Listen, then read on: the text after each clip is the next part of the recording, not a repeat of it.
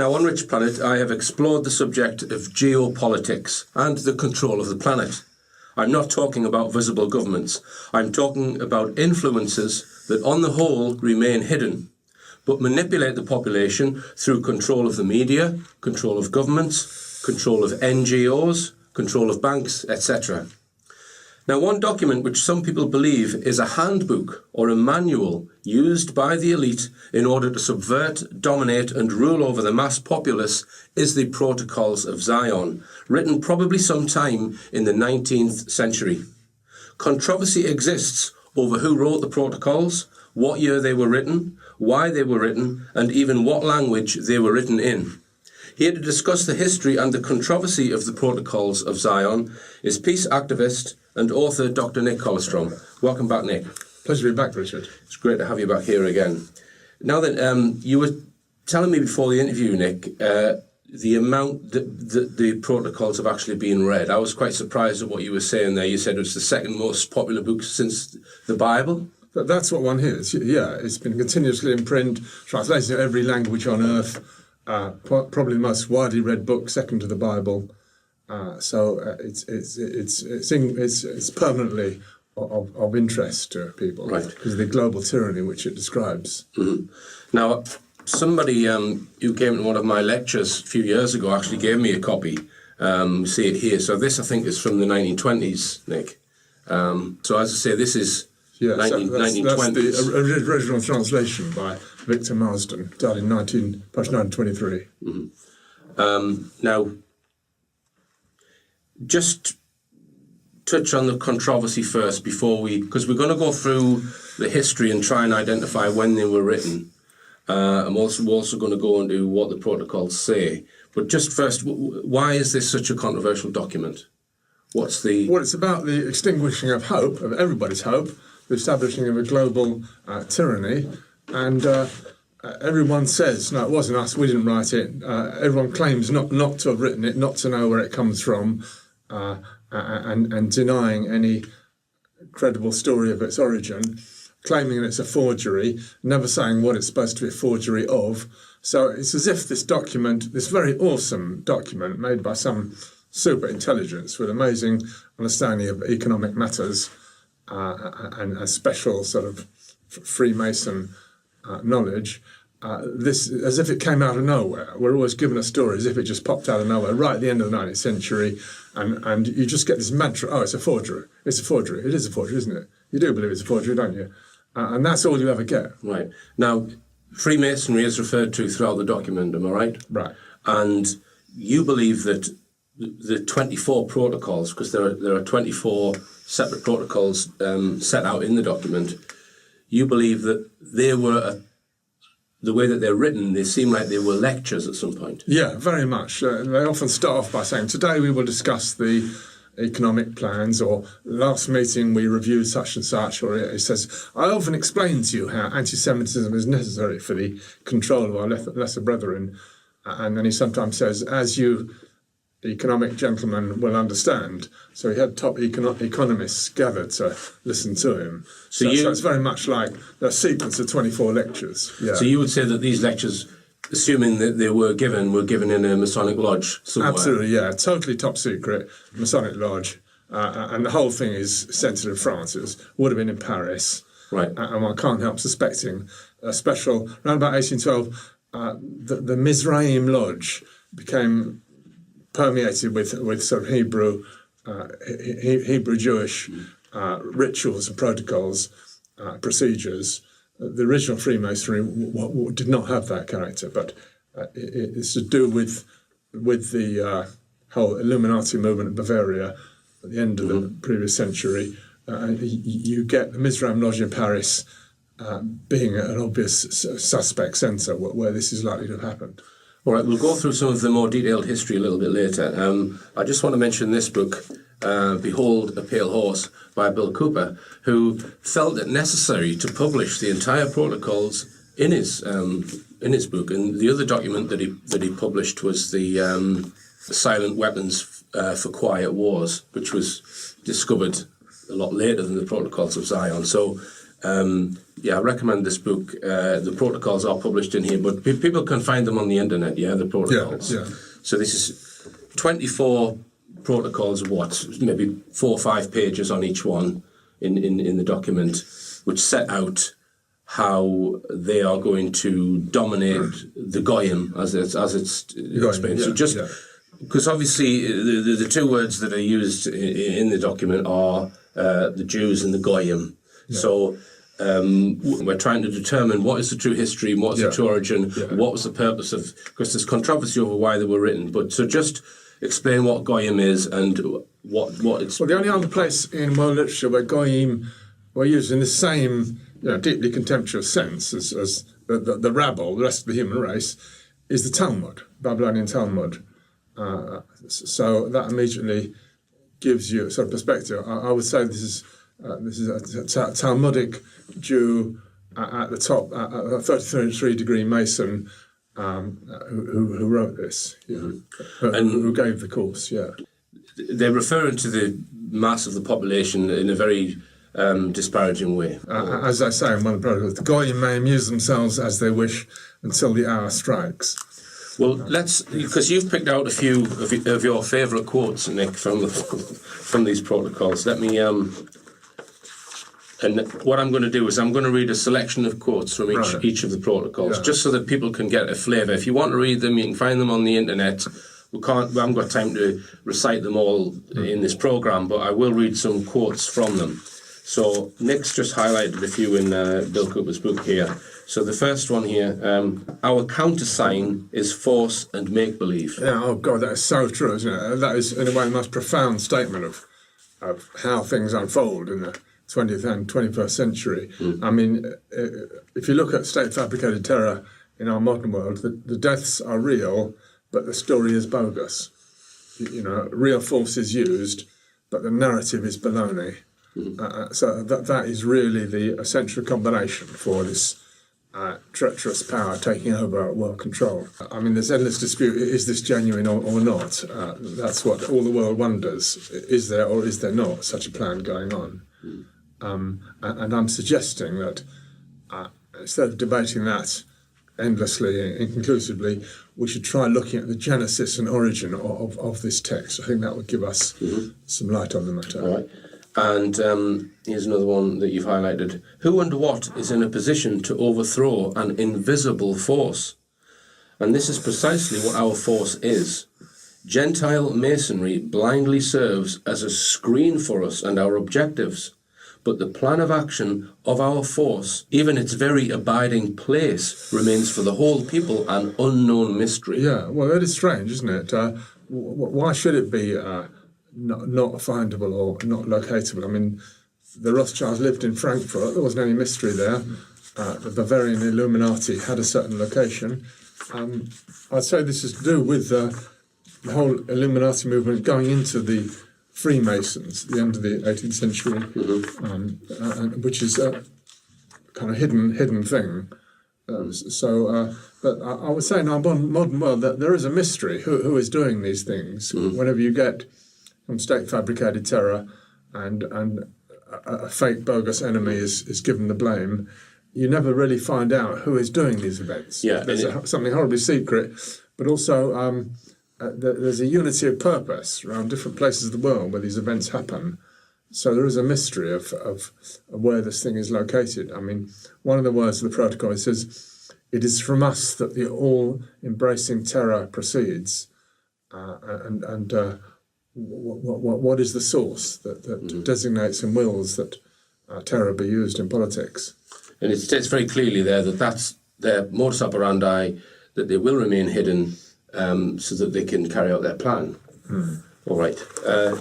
Now, what I was going to attempt to do for this show was to summarise each of the 24 protocols and give maybe a title or a short paragraph.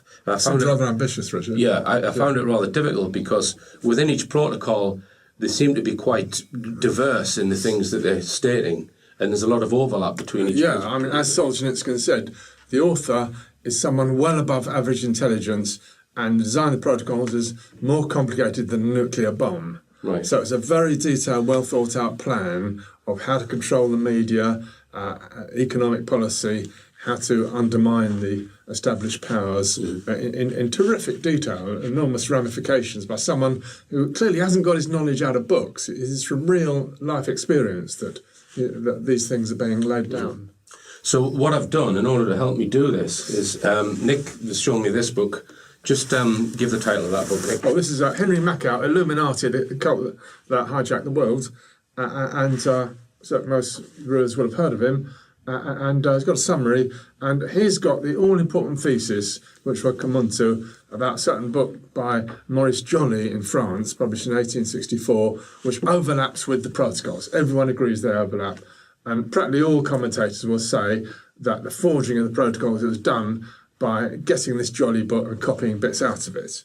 And Henry Makow says the opposite. He says, no, Joly had seen the protocols which had already been composed then. I think that's terribly important, and I will be endorsing his view. All right. So what I've done is I've taken a summary of his summary, okay, and we're going to do a section now. This will take a few minutes to get through, where I'm going to go through each of the protocols and read a very short extract from each of the protocols, Nick, just so that people have got a reasonable overview. Yeah.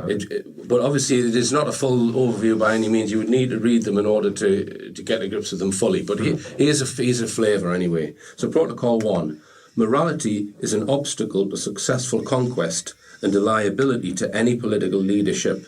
The goal is to scatter to the winds all existing forces for order and regulation, and to become the sovereign lord of those so stupid as to lay down their powers and fall for liberal entreaties.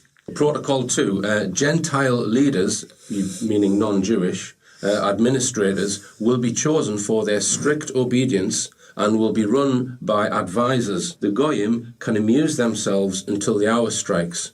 We have implanted the false doctrines by means of our press, arousing blind confidence in these theories. The press has fallen into our hands. It fashions the thought of the people. Its role is to express and create discontent. Thanks to the press, we have the gold in our hands, though we sacrifice many of our people. Each, in the sight of God, is worth 1,000 goyim. So we need to bear in mind this is written a long, long time ago, talking about that the press has fallen into their hands. Protocol number 3, we have made a gulf between the far-seeing sovereign power and the blind force of the people, so that both have lost all meaning. For like the blind man and his stick, both are powerless apart. So they're talking about they're controlling an entire nation by making sure that its sovereign isn't connected to the people or the goyim. Protocol 4. Freedom would be possible if it rested upon the foundation of faith in God, the brotherhood of humanity unconnected with the conception of equality, which is negated by the very laws of creation. This is the reason why it is indispensable for us to undermine all faith, to tear out of the minds of the Goyim the very principle of Godhead and the Spirit, and to put in its place material needs. Protocol 5, we shall create an intensified centralization of government in order to grip in our hands all the forces of the community. We shall regulate mechanically all the actions of the political life of our subjects with new laws. In order to put public opinion in our hands, we must bring it into a state of bewilderment by giving expression from all sides to so many contradictory opinions, to make the Goyim lose their heads in the labyrinth and come to see that the best thing is to have no opinion at all in matters political. Protocol 6. In every possible way we must develop the significance of our super-government by representing it as the protector and benefactor of all those who voluntarily submit to us. Protocol 7. We must compel the government of the Goyim to fall in with our plan, already approaching desired consummation, by requiring them to obey public opinion, which we control through that great power already in our hands, the press. Protocol 8. For a time until there will no longer be a risk of entrusting responsible posts in our states to our brother Jews, we shall put them in the hands of persons whose past and reputation are such that if they disobey our instructions, must face criminal charges or disappear. That is in order to make them defend our interests to their last grasp. That's very interesting. It's talking about blackmail, isn't it? Yeah, right. Protocol 9, we have taken control of the institutions of the Goyim using the chaotic license of liberalism. We have got our hands into the administration of the law, into the conduct of elections, into the press, into the liberty of the person, but principally into education and training as being the cornerstones of a free existence. Protocol 10. How indeed are the Goyim to perceive the underlying meanings of things when their representatives give the best of their energies to enjoying themselves? Protocol 11. We shall keep promising them to give back all the liberties we have taken away as soon as we have quelled the enemies of peace and tamed all parties. It is not worthwhile discussing how long they will be kept waiting for the return of their liberties. Protocol 12. The majority of the public have not the slightest idea what ends the press really serves. Protocol 13. We further distract the masses with amusements, games, art, sport, from questions in which we should find ourselves compelled to oppose them. Protocol 14. Our wise men trained to become leaders of the Goyim will compose materials which will be used to influence the minds of the Goyim, directing them towards such understanding and forms of knowledge as have been determined by us. Protocol 15. We hasten the death of those who hinder our affairs. Simple as that. Protocol 16. We shall swallow up and confiscate to our own use the last scintilla of independence of thought. We will turn the Goyim into unthinking, submissive brutes waiting for things to be presented before their eyes in order to form an idea of them. Protocol 17. In our programme, 1/3 of our subjects will keep the rest under observation from a sense of duty on the principle of volunteer service to the state.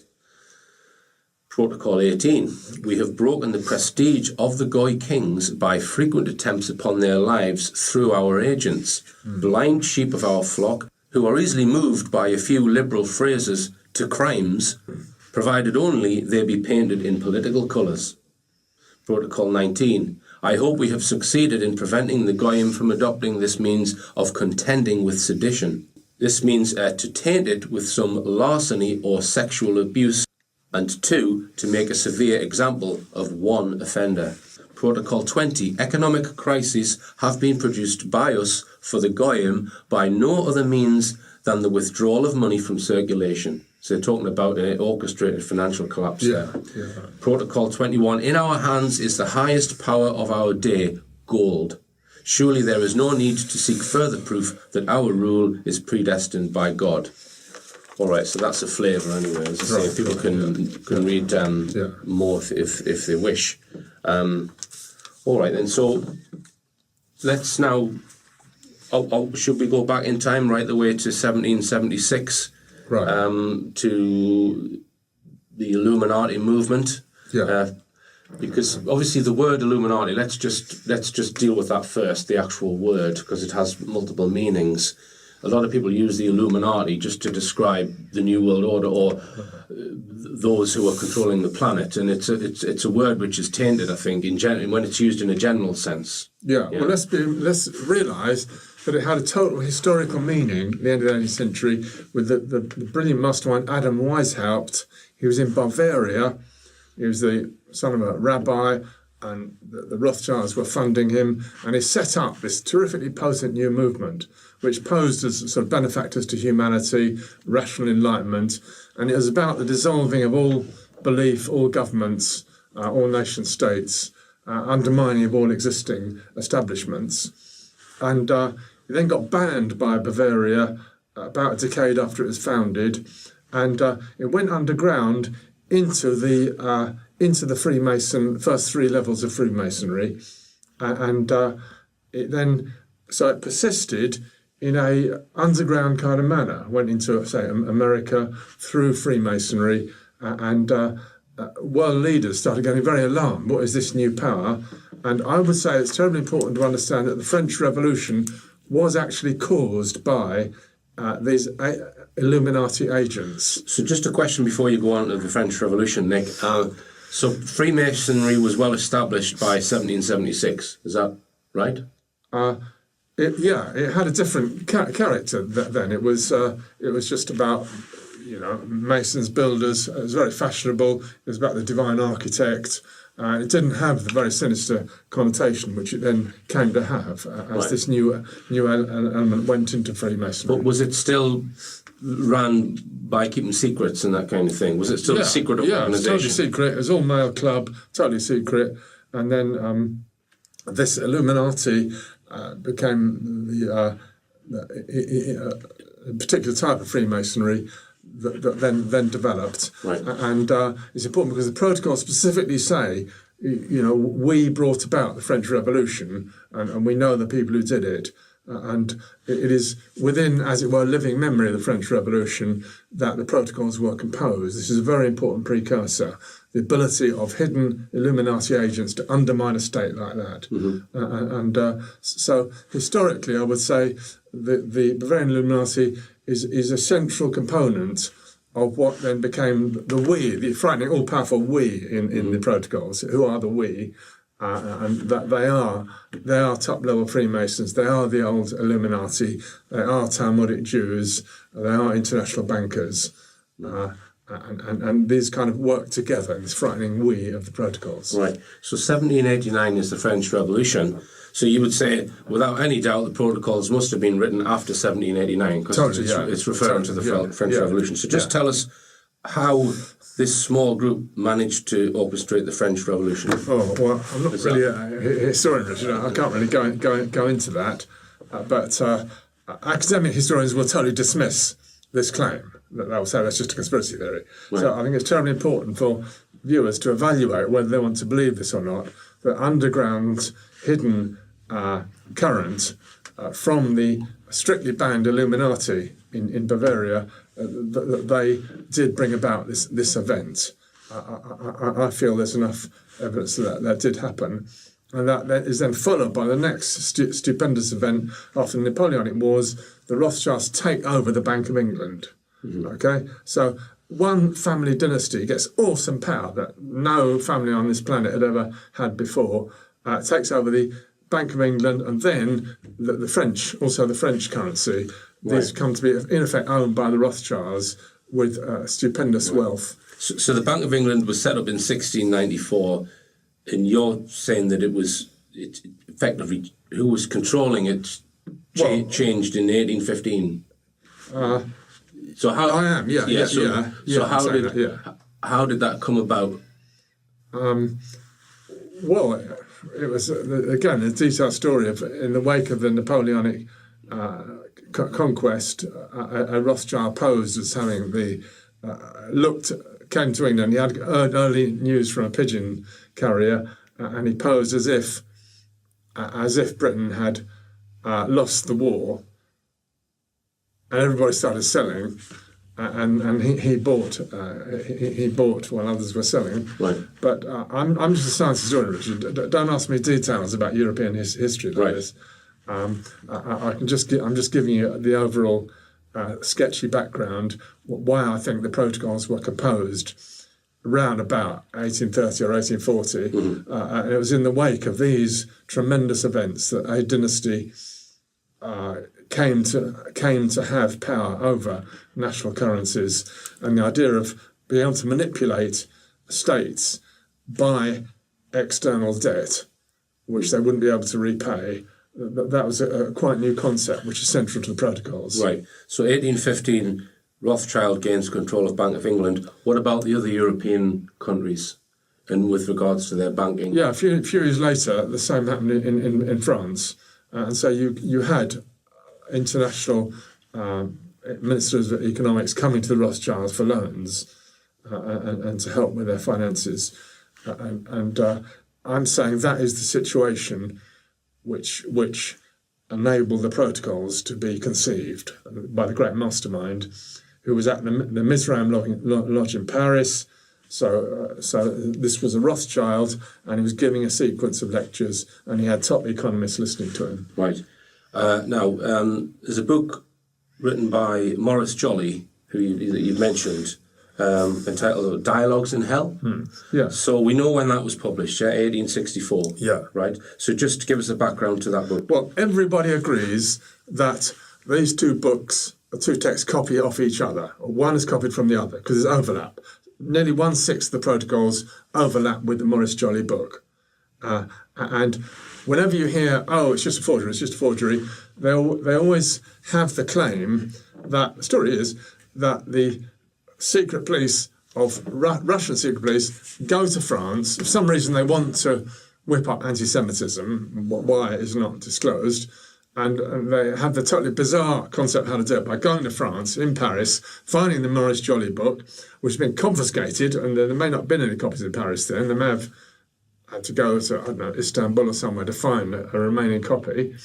And they then copied off that book to produce the protocols in French. It was written in French, and then take it back, and somebody has to retranslate this thing written in French, back to Russian. So I would say this is a story that makes no sense on any level whatsoever. But that is the story of it being a fraud.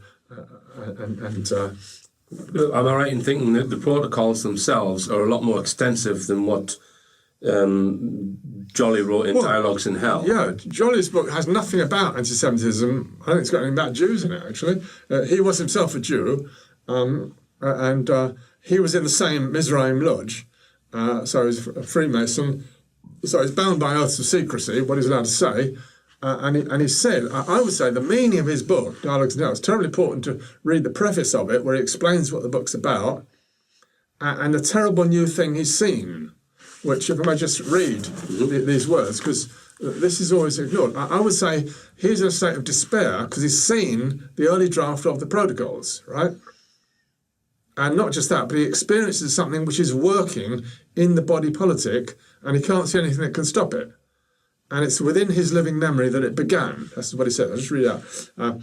One political system in particular has not varied in its methods for a single day since the unfortunate and, alas, already too far away date of its inauguration. So the plan, the protocols, has begun, right?